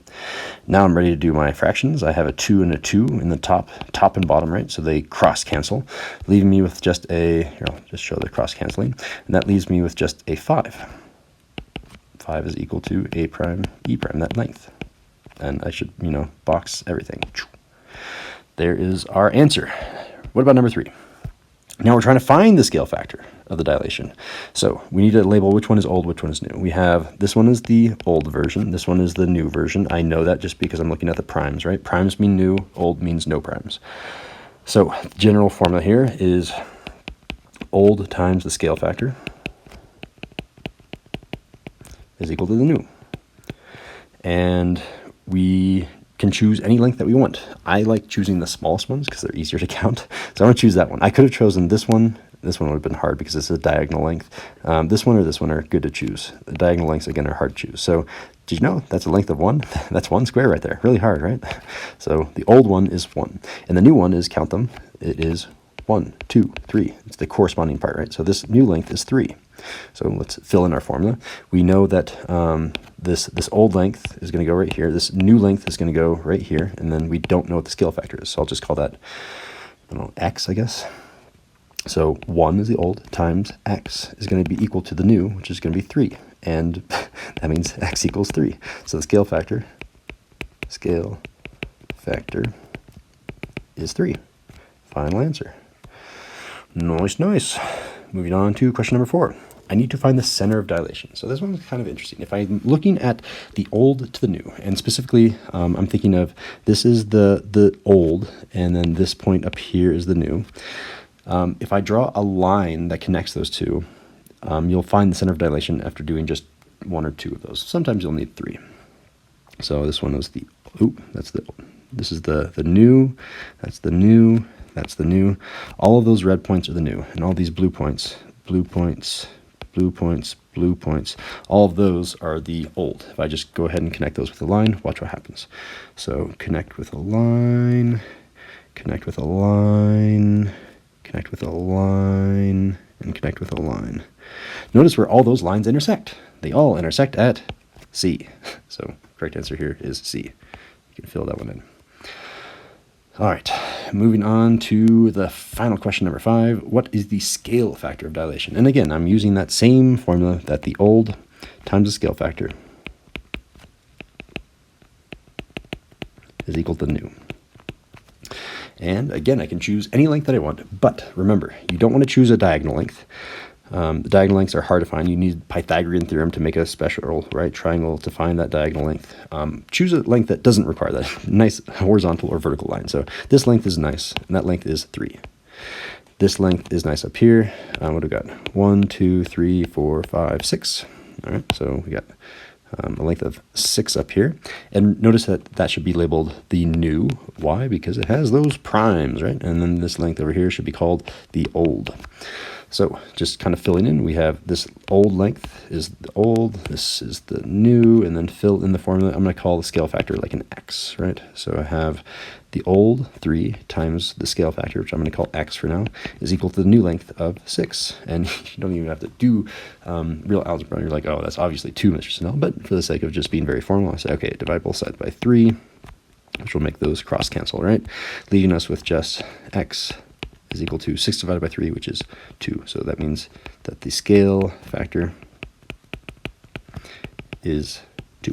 Final answer, and box it. Cool, cool, cool. On to Ripley. All right, some more constructions. So we need to find the circumcenter. Just want to mark that for the time.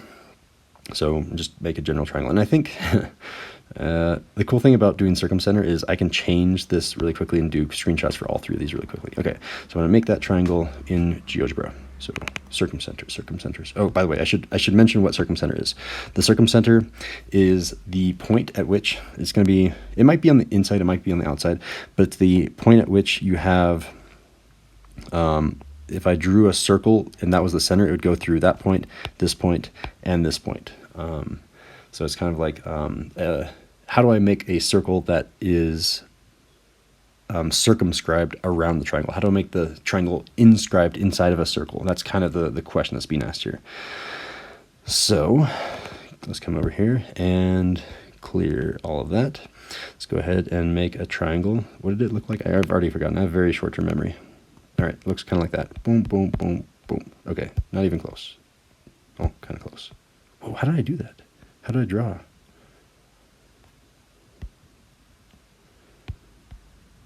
Oh, I can draw? That's so cool. Okay, it's not very accurate though. Anyway, I was just playing around. So, does that kind of look similar, I'm hoping? Yeah, more or less. This probably goes a little bit over there. Anyway, you have a triangle. How do we find the circumcenter? Well, the general idea here, and I should probably label this for the notes. I'm sorry I'm going back and forth so much. These are perpendicular bisectors. And you only need 2. But if you do 3, you'll be super accurate, right? So all the circumcenters, all 3 of those are going to be perpendicular bisectors. And then for the incenters, for these ones on the back, those are going to be angle bisectors. And again, you only need 2 of them, but if you do 3, you're just even more accurate. So if I come back over here, perpendicular bisector. How do I make a perpendicular bisector? Well, I can't just use the perpendicular bisector tool because that'd be too easy. I can't just go boom, boom. But that is what I'm trying to get. How do I get that line? So the way that we construct that line is by grabbing our compass tool. And again, it doesn't really matter what you set your first compass to. I'm going to set it to, I don't know, some random length. As long as it's more than halfway between A and B, you're good. So then I'm going to use my compass to copy that circle. So I just click on the circle in terms of the technology, and then I'm going to put that same circle around B. And notice that I have 2 new intersections, this intersection E and F. And if I make a line between E and F, so line between E and F, then I have the perpendicular bisector. Cool, right? So I don't need those circles anymore, so I can hide those circles, and I don't even need E and F anymore. I just have a perpendicular bisector. I guess I don't really need D anymore either, so I'll hide that. Cool. So I've got a perpendicular bisector. 1 more, and I'm basically done. So kind of the same steps as before. So I'm going to make a circle that goes around A of any distance as long as it's more than halfway between A and C. I'm going to grab my compass tool, copy that same size circle and put it around C. And you'll notice I have 2 more intersections. I'm going to call it H and I. And make a line between H and I. And notice that those, I'll go ahead and hide the circles. We don't need those circles anymore. I don't need H or I anymore as well. Notice that these 2 lines, I guess I don't need G anymore either, huh? Go away, G. Notice that these 2 lines intersect. These are both perpendicular bisectors. No matter how I move A to C, they're always going to be a perpendicular bisector. But notice that those 2 lines will always intersect somewhere. It might be inside the triangle, it might not be. Like, see, I can make it go outside, I can make it go inside. It doesn't matter. They will intersect somewhere. We're done. That's the circumcenter. But I just kind of want to show you this cool thing, right? What if you make a circle that starts with J and goes to C notice it goes through A, C, and B. That's the cool thing about the circumcenter. You don't need to know that, but there it is. So I can, show these objects. I don't think that's very illustrative of what I just said, but, oh, I did not do a screenshot. Okay, I was like, I'm worried I stopped the recording, but the recording is still there. This is a terrible picture because constructions are very hard to understand if you just have one static picture, but that's as good as we got for the static answer key. So I'm going to copy that, get rid of the screenshot, come back over the document, please, there we go, and paste. Yeah, good enough. And moving on to this next question. I'm not going to do it again. I'm just going to, make my triangle look like that. So if I make my triangle look like that, if I come back, oops, I didn't mean to click on that line. If I just, drag that to be roughly a 90-degree angle, I know it's a 90-degree angle if that point lies exactly on the line. So check it out. That's the line J that I need. Or that point J is the answer. But notice that point is on that line segment BC. Kind of cool. So I'll hide and show the labels. Or maybe I won't. Maybe I'll just go like this. Is that going to be enough to show my work? I hope. Boink and boink. Copy. Done. Delete. Throw it back over here. Paste. Kind of cool. A little bit smaller, a little bit bigger, and a little bit smaller, and good enough for me. All right, and kind of same thing, make my triangle look like that now, so zoom out. That look like that. Oh, I'm missing my point C. No, I'm missing my point A. There we go. Okay, kind of look like this-ish. I'm trying to remember what that triangle looked like. Didn't mean to do that. Come on, double click. It's a little bit more diagonalish, right? So that point C can come down like right there. Does that look good enough? Good. Yeah, I'll go with it. And then this time I will show all the circles. So I'll probably zoom out, show the circles, and good enough for me. Screenshot. And like that and like that. Sure, looks good to me. Share, copy, done, delete, switch. I said switch. All right, go. Paste. And that's a pretty good size. A little bit bigger. Oh, too big. And nice. All right. How do we do an in-center? Well, an in-center is, oh, shoot. Before I do that, did you guys notice that? When it's a 90-degree angle, it's on the line. When it's when all the angles are acute, aka less than 90 degrees, the circumcenter's on the inside.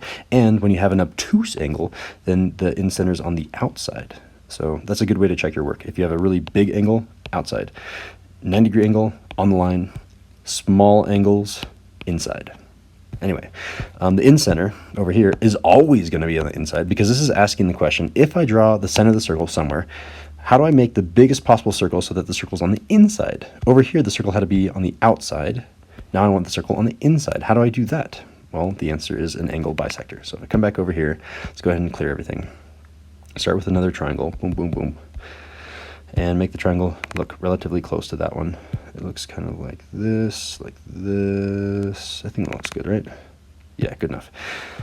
You just do an angle bisector. So step number one is to extend two of the lines, sure, that one and that one. And those are going to be, I might as well just extend all of them while I'm at it. It doesn't hurt. I'm going to make an angle bisector by getting my compass and making some random length. Sure, there. And then I'm going to grab my compass tool and copy that exact circle and put it around that new intersection E. So notice, wait, no, that's wrong. I mean, it's not wrong, but I want to be very slow in how I explain this. Notice that the distance between A and E is the same distance between A and D. That is the first step in an angle bisector. Now I can choose any size circle that I want. Just to prove it to you, I'm going to go from D to, I don't know, some random point out here. Some random point, and, well, it needs to be at least halfway the distance between D and E. So if I have a circle that looks like that, it won't work. but if I do this distance, in fact, if I do exactly the distance between A to D or D to E, then you're also good. But anyway, any distance, grab your compass tool, copy that exact circle, and instead of putting it around D, put it around E. And now you'll have a new intersection up here, which I'll call G. And if I do a ray from A to G, then I'm done with the first half. So I'm going to do a ray between A and G, and pretty cool, right? I'm going to hide all the circles that I don't really need anymore. So if I hide all of these circles, G, F, D, circle. All right. So essentially what I've done is I have this angle bisector. No matter what I do, it's always cutting that angle in half. Kind of nice. And I do the same thing again. I'm going to hide that. I don't really need that. I'm going to do the same thing again. I'm going to put some random size circle around C, sure, right there. Doesn't really matter. As long as I have a circle, I want it a little bit bigger so I don't confuse it with another intersection. Oh, I do not want to do that though. I'm going to make it a little bit bigger so that this new intersection I wasn't overlapping, because before it was like getting way too close to that line. I didn't want you to mistake, oh, it has to be on the line. No, just make sure that the distance between C and H is the same as the distance between C and I. Then choose any length that you want. So I'm going to just randomly be like, oh no, right there. Oh, didn't mean to do it there. Between here and here. Sure. Any other size circle. It can be the same size circle. As long as it's at least halfway the distance between H and I, you're good. This one is even bigger than that. It's way big. Copy that circle with the compass, and instead of putting it around H, put it around I. And notice that you'll have a new intersection. This J should go away. I have a new intersection, which I'll call J, no, K, I guess. And if I make a ray between C and K, where's my ray tool? Ray between C and K, I'll have another angle bisector, and I can hide the rest of these points. So that point, I can hide that. So hide. Oh, dear God, what have I done? I've unhidden everything. Did not mean to do that. Okay, let me hide a bunch of things. All of these lines I can hide. J, that circle, that circle, that circle. G, I, E, K, H, D, F. I think everything is now hidden in the correct way, maybe? Oh, I hit one too many lines. So come back here. This line I do not want to hide. Okay, so these are two angle bisectors. No matter how I drag this around, how any of these points are dragged around, these are always going to be angle bisectors. And the cool part here is the intersection of those angle bisectors is the incenter. And to actually construct that circle on the inside is a little bit difficult, but you can kind of just eyeball. Like if I have that circle, it is like a really the biggest possible circle. Okay, I eyeballed it. I didn't construct it, but you can kind of see it. That is how it works. And there it is. So I'm going to go ahead and show all my circles, which I don't think is going to help anyone. And I'll screenshot that, and I'll throw it into the answer key. And someone looking at this is like, oh my gosh, what did you do, Mr. Snell? And that's why using GeoGebra is so hard, because I have to show every single circle instead of just doing a little arc. Oh, hit done. I would prefer not to do the entire circle, but it's better than nothing. I can put it over there. I don't need to put it on top of it. And then I'm going to make an obtuse angle, and it'll still be on the inside. So now I'm going to just go like this. Okay, I did, okay, so that went away because my circle wasn't big enough, but that's okay. I'll go fix it in a sec. So now it's like I'm just going to move point B down to the bottom leftish, and it should be good. So I move B down here and zoom in. I think that triangle kind of looks similar to that triangle now. Yeah, good enough. I can kind of flatten out C. And screenshot. I'm not showing all the constructions here, which I think is going to be okay. I think the video is the most important part.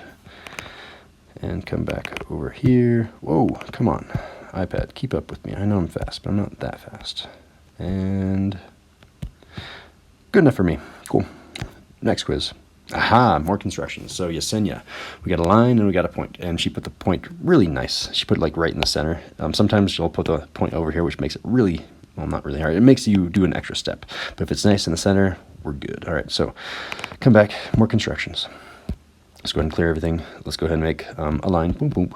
And again, you can kind of put a really far over here and then kind of zoom in to think of this as a line that goes on forever and ever. So essentially have her line. She did make it slightly diagonal, so let me make B come up there. All right, I got a slightly diagonal line, and I got a random point right there. How do I make a perpendicular line? So it has to be perpendicular to our original line. So it has to be perpendicular to this line, and it has to go through C. So I kind of want that line. How do I make that line? So the first step is you grab your compass, you make some random size circle. Make sure that the circle is big enough so that you have two intersections, E and F. And now you can ignore that first circle. So I'm going to grab that first circle and ignore it. You're gone. I didn't even need D. So the whole point is to have E and F that are kind of equally distant from C. And then from here, all I do is a perpendicular bisector between E and F. The way that we do that is you grab another circle from E, anywhere really, I don't know, sure, right there. It has to be at least halfway between E and F, so it is at least halfway. And then you just copy that circle. So I come to my compass tool with the same length, copy the same size circle, and instead of putting it around E, I put it around F. And check it out. I'll have an intersection down here, go away point, intersection down here at H, and then I just do a line between H and C. Again, I could have put a point up here at I and done a line between H and I. It doesn't matter. Look, if I click on C and I click on H, it still goes through I as well. And we have it. So I can go ahead and hide some of these objects, hide that circle, hide that circle, hide that I, hide that F, G, and E. And check it out. No matter, oh, I want to hide that H too. Go away. Check it out. No matter where I drag C, I can drag it up, down, left, right. It'll always be a perpendicular line.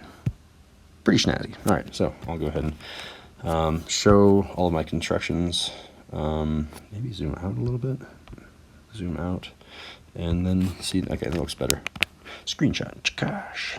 And crop. I think that looks good. Like that. Yeah, I like that. Go ahead and copy, delete the screenshot, come back over here, paste that screenshot. I'm going to paste it on top of it, I think. Yeah, good enough. All right. Kind of the same thing, but I don't want to do that construction again. So I'm going to, well, maybe I should. To this, for number 5, it's the exact same thing, but I'm going to move the line to make it that angle. So I'm not going to do number 5 again. So let me go ahead and just, grab A and B and what was the angle? Was it about that? Yeah, it was about that. And zoom out, and I'll show my steps there. Screenshot. Ba-cha! Crop to right about there, right about there. Share, copy, done, delete, switch, paste. I'm getting more efficient, aren't I? And a little bit smaller. Here we go. Okay, it's not exactly the same angle, but good enough. All right, let's go do the next construction. Okay, so now what happens if you have a point on the line? Well, this is actually an easier version of the first one. So let me come back over here. Let's delete everything. And let's start with a line, and we'll start with a point on that line. So I'm going to go ahead and, I should have done this in the last one. I should have hidden A and B, so I can't move that line. Is the line nice and parallel? Not really, it's a little bit off, right? So I'm going to make B move down a little bit. Okay, so now it's kind of like a line that kind of matches the slope of this line over here. And then I'm going to put a random point on that line. So put a random point on this line, and right there. How do we make a perpendicular line through that line? Well, the idea here is I want to do something that looks like that. How do I do that? So again, you just grab a circle between C and any other random point, and make sure that you have another point over here, E. So 2 equidistant points. Okay, we're done with that circle. We don't need it anymore. So, I didn't want to do that. So turn that circle off. So now I have point D and E, and you can check that those are correct, because if I move D and E, they're always going to be the same distance from C. And then a perpendicular bisector. So make a circle around D of any length that's at least halfway, so at least more than C away, right? And then use your compass with that same distance, and instead of, that's not what I meant to do, grab that, what just happened there? So grab your compass and make sure it's the same distance from D to F, and instead of putting it around D, put it around E, and then you'll have those 2 intersections, intersection up here, G and H, and then you just make a line from G, I did click line, didn't I? From G to H, and we're done, right? So I can go ahead and hide everything. Again, I originally started with point C, so if I hide all the things that were not C, G, H, D, circle, Good, yeah, so I start with C, and no matter where I drag C, okay, sometimes it goes away because the circles are all messed up, but if I drag C, it works, and I will show my work by going like that, and going screenshot, and pasting that into our document. So look like that, and like that. Good enough for me. Again, that picture doesn't really explain what's going on, but I'm showing my work. Please. And paste.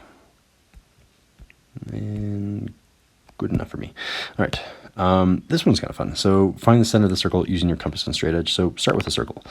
So now I'm going to clear everything. And the way that you normally make a circle is you have to start with the center, but I'm going to hide that.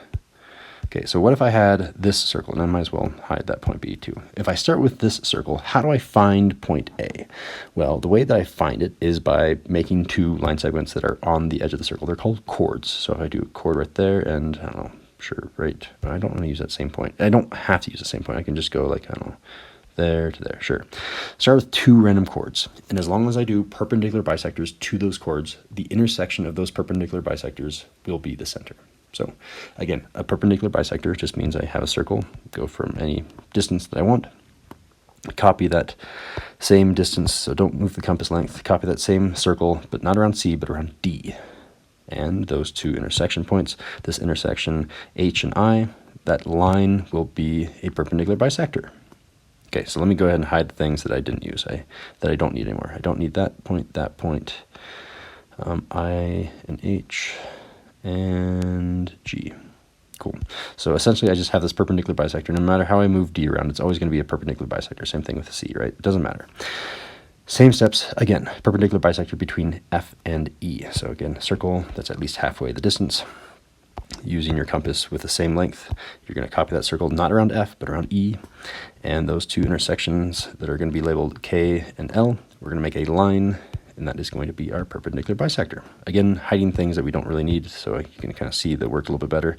I can hide L, K, J, and I think I'm good.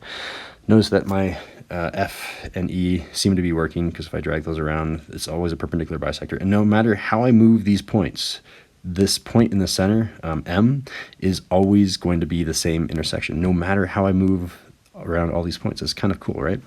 Therefore, M is the perpendicular, or M is the center of the circle. And I like this screenshot, so I'm gonna go ahead and screenshot that. I think that's pretty explanatory. Let's go ahead and let's crop it down a little bit. Crop to right there and right there. Yeah, looks good. So let's go ahead and copy, go away, move over here, and paste. Cool, cool, cool. Moving on to our last problem, because I've already done 5, a perpendicular line through that point. The tricky thing about this one is that this point is all the way at the end. And that's tricky because the first thing that you had to do was to extend the line. And then it's the same exact steps as number 2. But I'll go ahead and do it again because you do have to extend the line. It's slightly different steps. You have one additional step. So here we go. Say we have some... Whoa, did not mean to do that. So we have, oh, here's a better way of doing this. I'll make a ray. Where do we have? Say, why does it do that? Say we have a ray, and we are going to hide point B. So I'll grab B, hide U. How do I make a perpendicular line through A? And that kind of looks like that same question. Good. Well, the first step is to extend the line. So I'm going to extend the line by boom, boom, and now the line goes on a lot longer. And again, I don't need that point C, so I'll grab C and I'll hide it. So I've extended the line, that was step number 1, and then the same steps as before. Same steps as before, random size circle, make sure that other point is labeled, and now we are done with that circle, so this circle can be turned off. Notice that D and E are the same length. If I move D, E also moves. They're always the same distance away from A. Then perpendicular bisector between D and E, so you can kind of ignore A for now. Random size circle between D and some other point, and make sure that your compass is still set to that same length. Copy that same size circle, not around D anymore, but around E, and you should have 2 new intersections, which I will be calling G and H, and I'm going to make a line between H and G. And there is our perpendicular bisector. I can hide the things that we don't need anymore. Boom, boom, boom, boom. Did I hide all the things? Oh, that last circle, I forgot to hide that one. Hide that circle. There we go. And, oh, technically this line was also needing to be hidden. There we go. And somehow this is always going to be perpendicular even though it's on the end.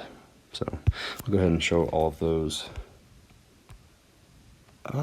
Shoot. Can I undo? Undo. There we go.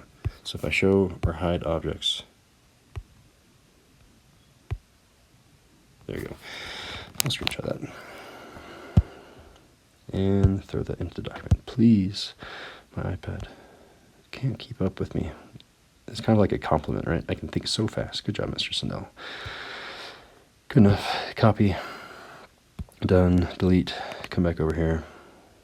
Come on. And paste. Very nice. All right. And then we are on to the next quiz. Oh, no, we're not. That was the last quiz. All right, cool. Well, thanks, Geometry, for watching to the very end of the video. Good luck on studying for your finals. I'll see you guys later.